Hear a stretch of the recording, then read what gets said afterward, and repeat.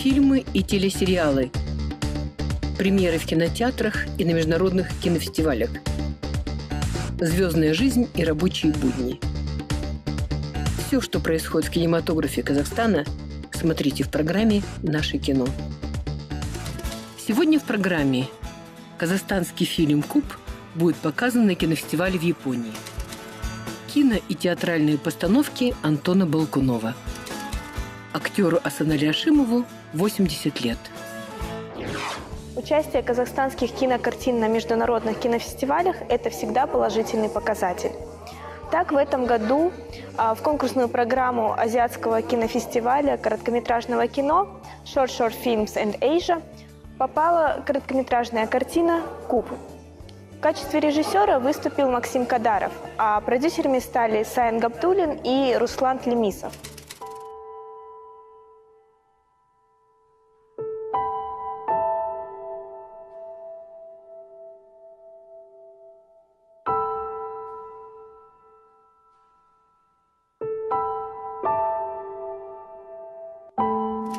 Снимать короткометражное кино – это непростой процесс.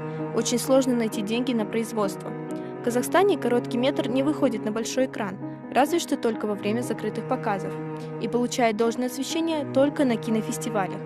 При этом пройти на крупные международные кинофестивали довольно-таки сложно, ведь конкуренция очень высока, но картина «Куб» прошла. В этом году произошло серьезное событие в казахстанском кино. Открыто новое имя режиссера на мировом кинонебосклоне. Это Максим Кадаров. Крупнейший кинофестиваль короткометражного кино пригласил картину «Куб» в главный конкурс этого фестиваля. Но показательно то, что всего было подано со 100 стран мира 9 тысяч картин на отборочную комиссию. Из них было отобрано 250 картин. Это вероятность прохождения меньше 3%. Кому только я не обращался. Это были спонсоры, которые разбираются в кино и которые не разбираются. Поэтому вот такой очень сложный путь был у Куба. Не все хорошо складывалось. Мы целый год работали над продвижением картины. И вот спустя год на нас обратил внимание самый крупный фестиваль. Сюжет фильма повествует историю 50-летней женщины, чья жизнь сложилась весьма драматично. Она работает в детской музыкальной школе уборщицей, но сама не так проста, как кажется на первый взгляд. Постепенно зрителю открываются детали ее прошлого, и он узнает, что в свои юные годы она была талантливой и подающей надежды скрипачкой, но так и не смогла реализоваться на этом поприще. Каждый вечер она проходит через таинственный куб и словно через портал попадает в свой чудесный мир грез, где она может притворить свою заветную мечту и сыграть на скрипке чудесную мелодию. История не основана на реальных событиях. Она вымышленная, но она, это мои наблюдения, да, потому что мне всегда интересно изучать людей, наблюдать за ними и вообще особенно творческие личности, потому что я сам закончил Академию искусств Жургенова, 5 лет прожил в общежитии нашем, да, и насмотрелся на творческих личностей, и они очень интересные, сами по себе очень колоритные. Поэтому это все вот такие наблюдения, все это такое собирательное, вот. Но у меня просто была соседка, да, вот она скрипачка, и то есть отсюда я вот такой сюжетик собрал. Стоит отметить, что Азиатский кинофестиваль короткометражного кино аккредитован «Оскаром», а это значит, что обладатель гран-при этого фестиваля автоматически попадает на главную кинопремию мира. Не так давно стало известно, что картина «Куб» помимо Азиатского фестиваля также вошла в официальный конкурс Нью-Йоркского международного кинофестиваля Fifth New York Eurasian Film Festival. Мне было очень приятно как автору, и что вот я могу теперь сказать команде, вот видите, ваш труд, ваше время, оно оценено на таком достаточно хорошем уровне. Успех тоже необходим творческому человеку, потому что мы делаем, во-первых, я лично снимаю фильмы для народа, для зрителей, и когда это ценится, когда его понимают, усваивают, это очень приятно.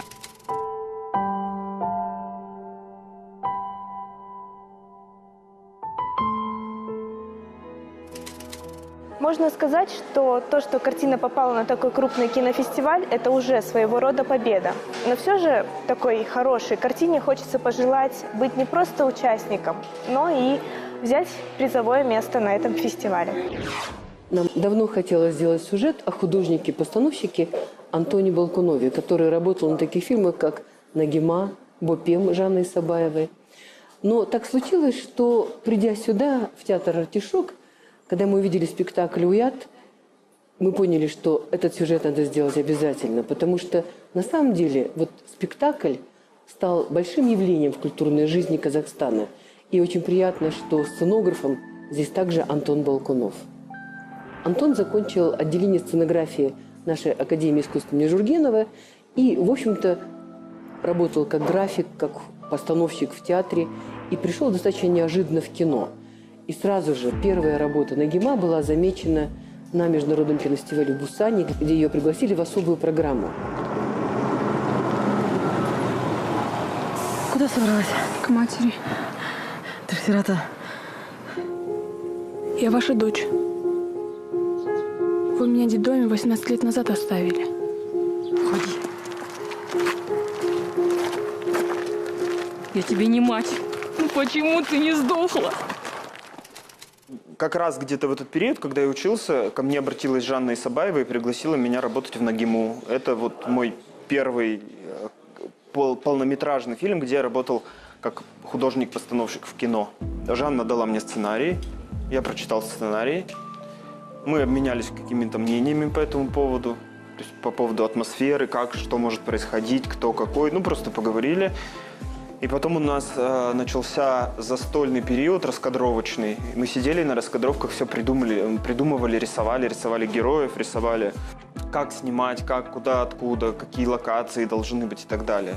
И сам кинематограф такой, который делает Жанна, он такой полудокументальный, она же даже зачастую берет артистов непрофессиональных. То есть в «Нагиме» в главной роли играет непрофессиональная актриса. То есть, ну, у нее это ее почерк, да, она делает кино такое, ну, практически документальное. А по поводу художественности, ну, она как бы там вся, вот она вот под ногами, под руками, куда ни посмотришь, она есть. У меня сестра была, Аня. Она от родов умерла. Мы детей, кому попало, не отдаем. Можно мне на нее посмотреть? Назвали Милой. Дочка миленькая получилась, видно, разных кровей намешано. Тетя Ивановна, это что? Нагима, честное слово, я тебя очень сильно люблю. Принеси ее обратно. Угробим нафиг. Я ее никому не отдам. У меня, наверное, вот с таким Казахстаном больше и случилось знакомство через Жанну. То есть через эти картины, через «Нагиму» и через «Бопем» я, в принципе, как бы познакомился с таким настоящим колоритом. Потому что до этого у меня бывали в детстве какие-то пересечения там, с чебанами, которые в юрте живут. Ну, совсем коротко, да, вот. Там Кокпар какой-то настоящий видел. А вот такой вот современный, такой брутальный Казахстан, такой вот среди степи, мазанки, вот эти. Ну, я только из поезда видел, из окна. А вот так, чтобы в это все окунуться, это вот как раз и произошло вот на этих фильмах. «Нагиму» мы снимали в Алмате, а «Бопем» снимали в Аральске. Как раз-таки оно вот одно в другое перетекает, потому что если бы мы не снимали с Жанной, если бы я с ней не работал на этих двух картинах, то мне, наверное, было бы сложнее работать с «Уятом».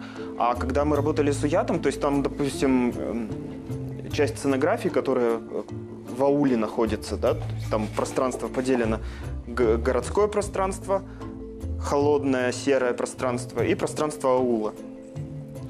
То есть там прям вот этот пейзаж, кусочек, который я сделал, это просто вот тот пейзаж, который я видел в Аральске. Например, в «Уяте» там сделано таким образом, что все городское пространство, оно высвечивается холодным светом, то есть как бы природа света разная. То есть есть диодный свет, современная, есть лампы накаливания. Лампа накаливания – это как бы более архаичное изобретение, которое ближе к первобытному костру. Поэтому пространство аула высвечивается горячим светом, лампами накаливания, а город высвечивается диодным светом. Ребята, готовность есть? Нет, а когда идет программа вращения? Медленнее, внятнее. Стаканчики наливайте и начнем. Казахи говорят, да, я была. Это по-казахски стыд перевод. Дай бог, вот кто из родственников узнает. Это все вот 40. Я вообще не понимаю, раз лучше мы промолчим, никто ничего не узнает. С Антоном мы работаем очень-очень давно. Вот уже он может быть 8 лет в «Артишоке». И Антон просто потрясающий мастер своего дела, очень талантливый. И за что бы он ни брался, за сценографию, за работу над костюмами. То есть всегда я знаю, что будет какой-то невероятный результат, какой-то вообще удивительный. Мне понравилось разделение пространства, очень это интересно, что вначале у нас, например, телевизионная история идет под лучами софитов, а потом ткань сдергивается, и уже это аул. И потом, когда красивая казахская молодежь танцует на ковре, молодые, прекрасные, а телевизионные люди, которые приехали за своими сюжетами, они просто стоят в том пространстве, и мы такие похожие, но мы такие разные. И вот почему, что нам мешает отдернуть эту колючую сетку и выпрыгнуть и вместе танцевать?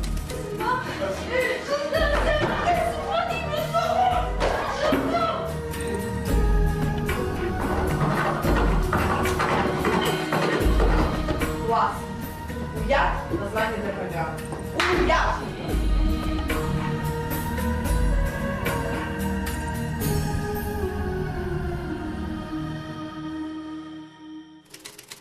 Вообще, мне кажется, это большая удача работать в театре, где есть художник, который имеет свой какой-то конкретный, интересный мир, который невозможно понять с одного спектакля, но благо я работаю уже 5 лет в театре «Артишок» и с работами Антона знаком. И в работе спектакля «Уят», мне кажется, Антону удалось каким-то волшебным образом передать атмосферу аула. Потому что, мне кажется, это было настолько трудно, так как эта сцена еще и небольшая площадка. И для меня этот спектакль как фильм воспринимается, потому что все настолько реалистично, и эта сетка, и этот умывальник, который мы часто видим зачастую в независимых картинах наших кинорежиссеров. Это атмосфера звуковая также, да, там лай собаки где-то вдали. Ну и, конечно же, в общем, весь спектакль «Уят» очень контрастно показан Антоном. Мне кажется, художник-постановщик, он не просто создает вечный мир, то, что окружает героев, он создает, ловит или как бы фиксирует ту необычную атмосферу, в которую помещаются герои. И только глаз настоящего художника, творца, не декоратора, который просто переставляет там какие-то предметы или ставит мебель в нужном порядке, а именно глаз настоящего художника позволяет увидеть тот мир, в который проникает режиссер. Он работает в пространстве необычно. То там появляются огоньки, то темнота, то неожиданно лампочка. То мы видим персонажей на переднем пространстве, то на заднем. Он работает в театре, как в кино, работая с разными планами, близкий, дальний, общий, средний план. И мне кажется, вот найти такого художника-постановщика, точнее, пригласить на картину такого художника-постановщика – это большое счастье, это большое приобретение, потому что настоящий художник и создает необычный киномир. В этом году нашему известному казахстанскому актеру, может быть, самому известному в Казахстане, Асанали Ашимову, исполняется 80 лет. Это удивительно, как он сформировал, создал свою судьбу, что стал некой визитной карточкой казахского кино. Замечательный фильм об Асанали Ашимове снял кинодокументалист Бахат Каирбеков. И свою картину о нем он назвал «Зеркальных дел мастер». Мне повезло с учителями. Мальчишески восторженной гурьбой они на сцене жили сами, чужой подаренной судьбой. И я учился жить с героем вместе, и каждым словом, жестом дорожил, страдал, любил, забыв о пьесе, весь погруженный вглубь души. Какие бездны обнажало горе, какие дали открывала мне мечта, страстей бушующее море, где правил мрак и красота. Я был и Цезарем, и Брутом, как Крес я нищим был душой. Я 300 жизней прожил будто, и странно счастлив, я живой. Метаморфозы, маски, роли не липнут к нам, но гранят нас. И гордой этой строгой долей все ярче светится алмаз. И был жив Шакен Айманов, который был и остался для него учителем.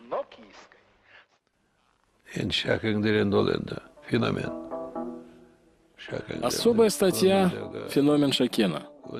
Настоящий алмаз, многогранный. И в жизни, и на сцене. Он много дал мне.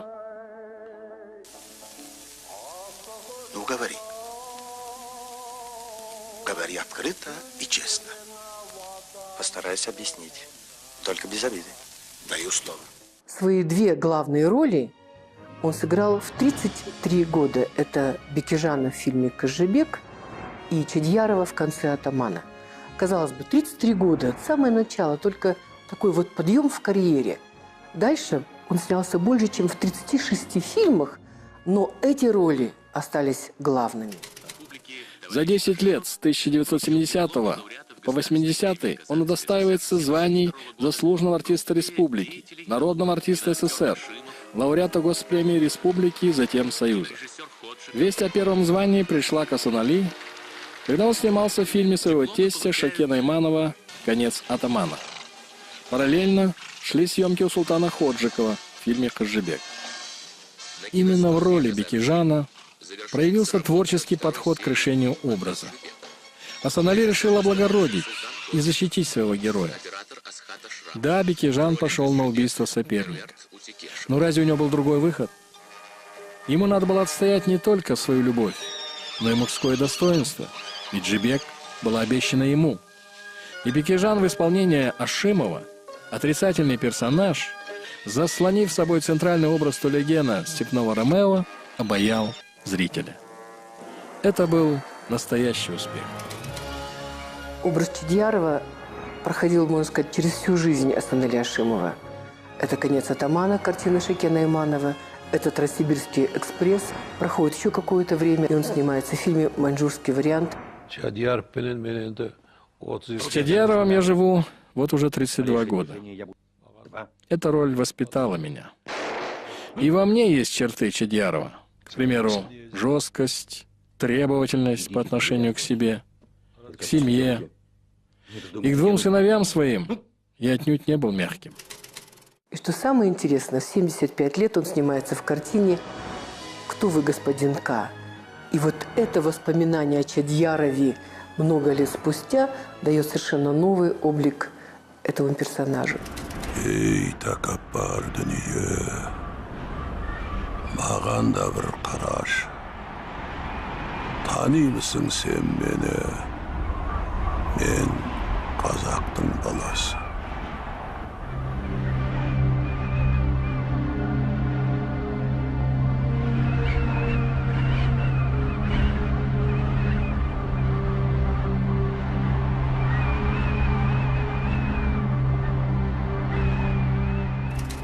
Жизнь распорядилась таким образом, что он все время в профессии, все время и в театре, очень большое количество ролей, и в кино. Он пробовал себя в кинорежиссуре, снял такие картины, как «Полынь», «Чукан Валиханов», «Дом из соленого озера». Асан Али Ашимову 80 лет, и он снова в работе, он снова на съемках нового фильма Хуата Ахметова.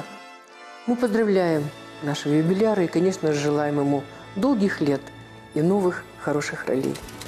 Сегодня мы рассказали о короткометражке «Куб» Максима Кадарова, о работах художника-постановщика Антона Балкунова в спектакле «Уят» и фильме «Нагима», а также о 80-летнем юбилее замечательного актера Асан Али Ашимова. До новых встреч с казахстанским кино.